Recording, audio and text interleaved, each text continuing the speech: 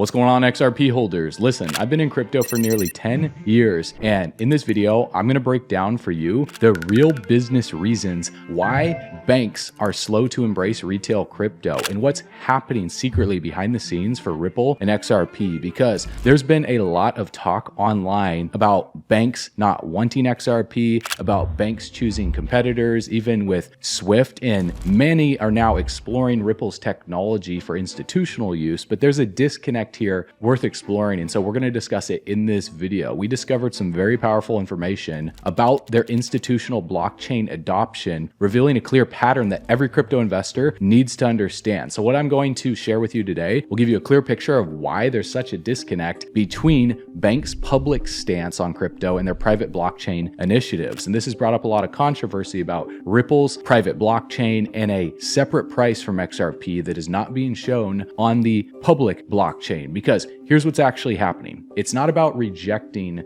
crypto technology or XRP. It's about controlling the timeline and infrastructure of adoption, because the real story involves three key business dynamics that explains this contradiction. And if you're ready to understand the institutional perspective, then comment 777 below and let's dive right in.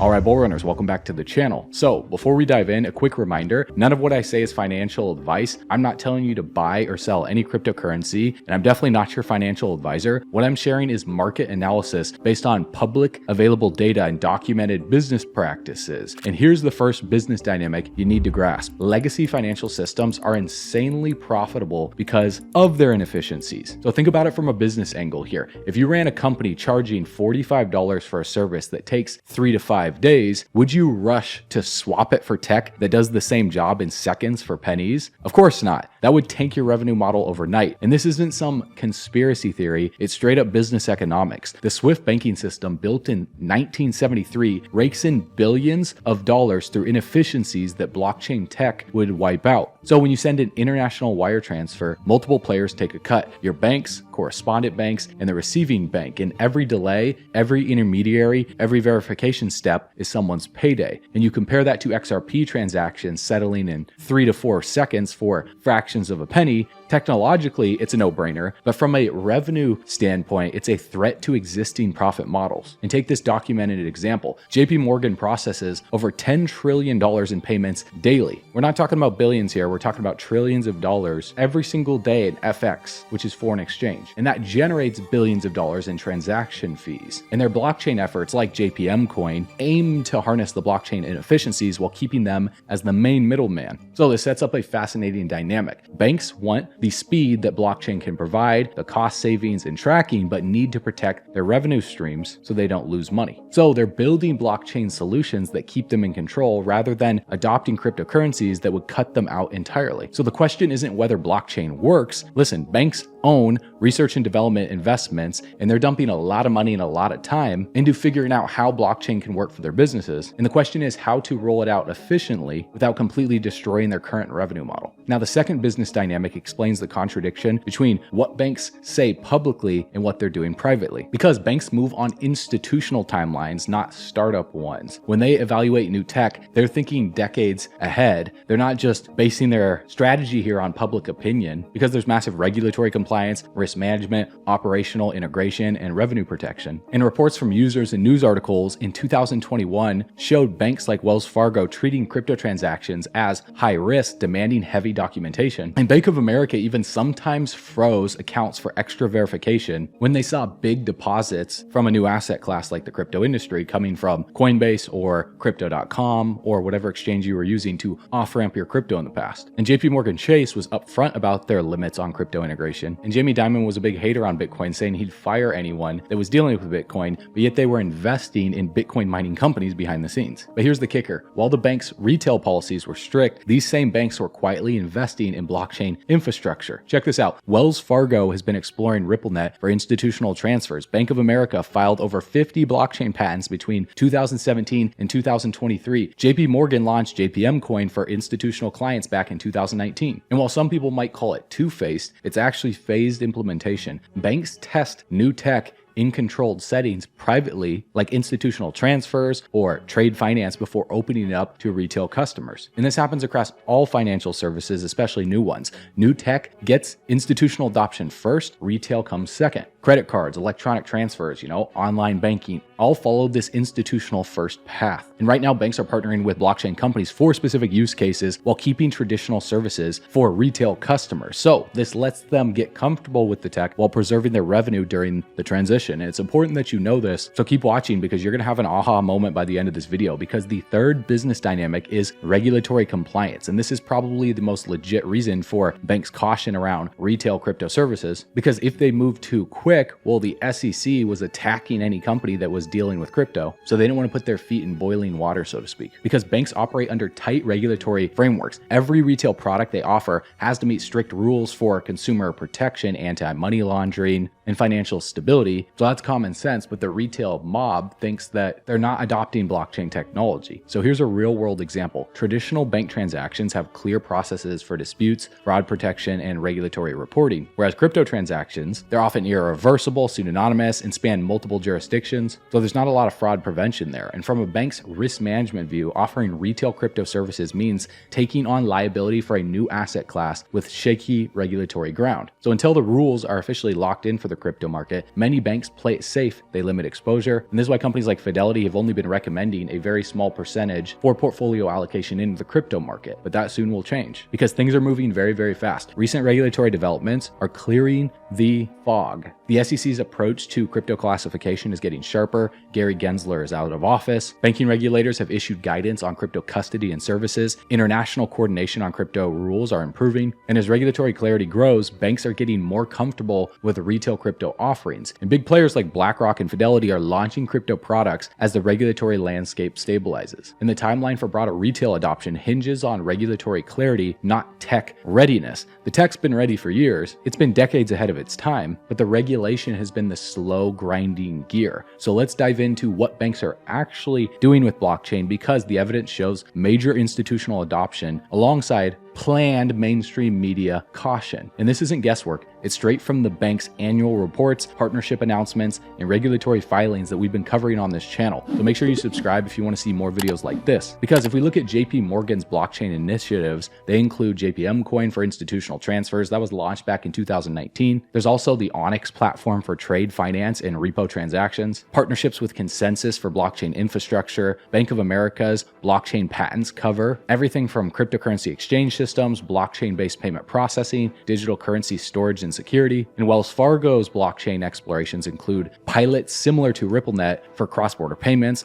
blockchain-based trade finance platforms, digital identity verification systems. So the pattern's very clear here. Major banks are pouring money into blockchain infrastructure while staying cautious on retail crypto services. So this creates a very wild market dynamic and a lot of speculation in the industry, because institutional blockchain adoption is pushing tech maturity and regulatory clarity, which is going to pave the way for broader retail adoption. Think of it like the Oregon Trail, where the pioneers and the trailblazers had to set the trail, and there was a lot of deaths along the way, which is why a lot of blockchain companies that were launched back in 2016, 2017 are not in the top 100 today, because they died along the original bull run trail, so to speak. But the blockchain companies and the cryptocurrencies that are solving real world problems are going to be the one that are building the highways of the future. For example, traditional wires from banks often take, 5 business days if you're sending overseas, and they cost $20 to $30 in fees, depending on intermediaries, while XRP settles in 3 to 4 seconds for a fraction of a penny. So if you just think about that simple fact right there, it's a no-brainer. Customers want that. The problem is the businesses that make their money off of the fees have been finding that sweet spot between making money off of the fees and giving the customers what they want. So this efficiency gap is undeniable. The banks know it. The blockchain investments are all about capturing those inefficiencies while keeping their role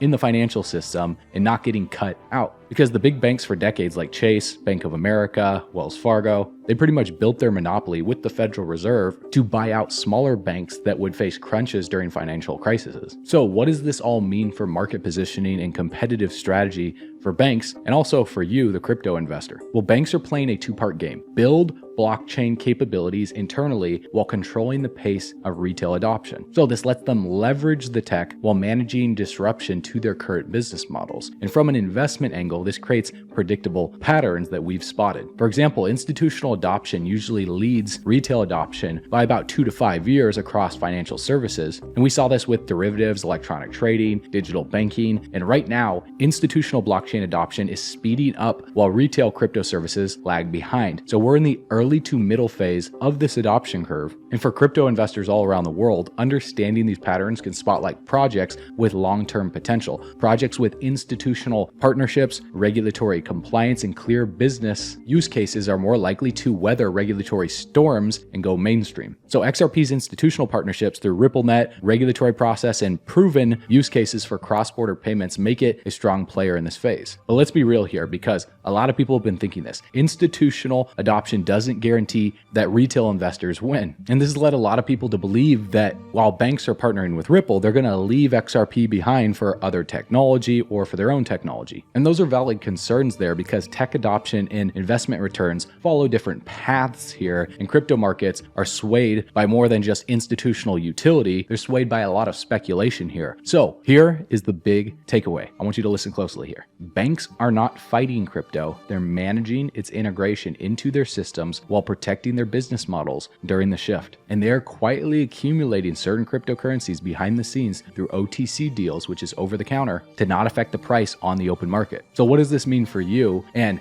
how should investors approach this institutional adoption timeline if they're doing these types of OTC deals, or they're making these partnerships behind the scenes and it's not affecting the price, causing something like XRP to go up? Well, let's break it down. Banks are selectively adopting blockchain tech, focusing on institutional use cases while sticking to traditional retail services. So this is standard institutional behavior during tech transitions. And the business use case for blockchain in institutional finance is rock solid here. It's faster settlement, lower costs, better transparency, and improved risk management. And the banking giants investing into the blockchain space is screaming that they see these benefits. But for retail adoption, the timeline depends on 3 core things here. And that's number 1, continued regulatory clarity. It's being worked on. Donald Trump has been signing executive orders to lift the fog on the crypto industry. Number 2 would be better user experience and consumer protections to onboard more of retail, because it's still confusing getting into the DeFi world. And number 3 is competitive pressure from fintech companies on who's going to be the first and who's going to do it best. Like what happened in the dot-com bubble boom, all of these companies dove in, and it was a race to create the most popular .com domain name with a product that people would actually use. And in the crypto space, we're seeing movement on all 3 fronts. Regulations are stabilizing, crypto interfaces are getting slicker, and fintechs are offering crypto services that banks will need to match. And the old saying goes, if you can't beat them,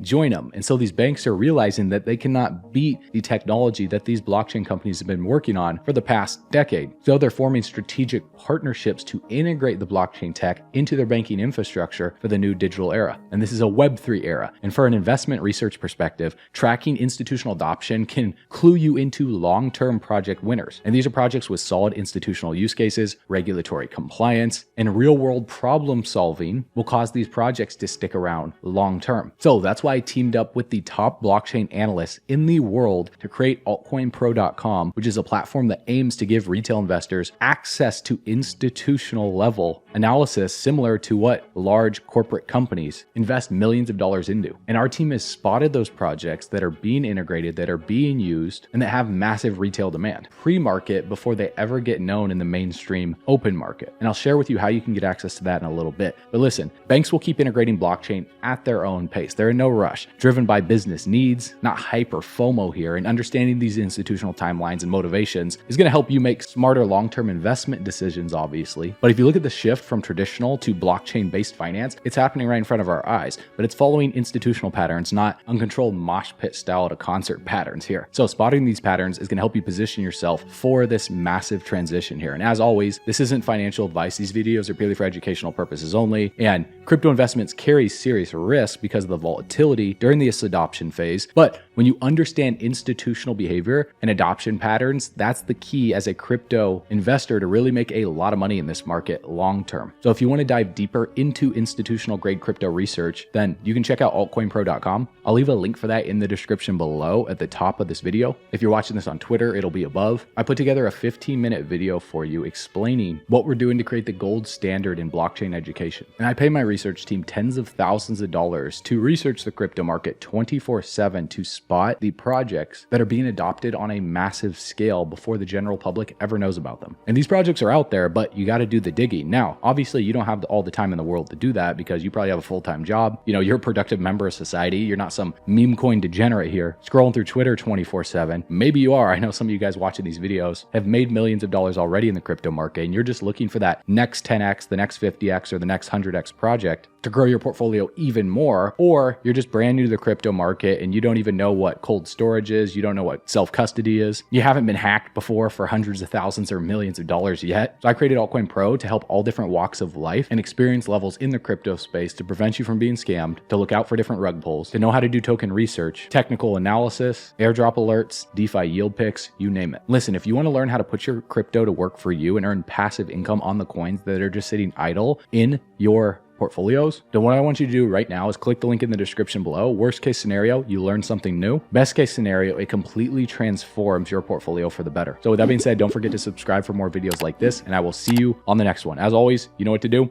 Stay bullish.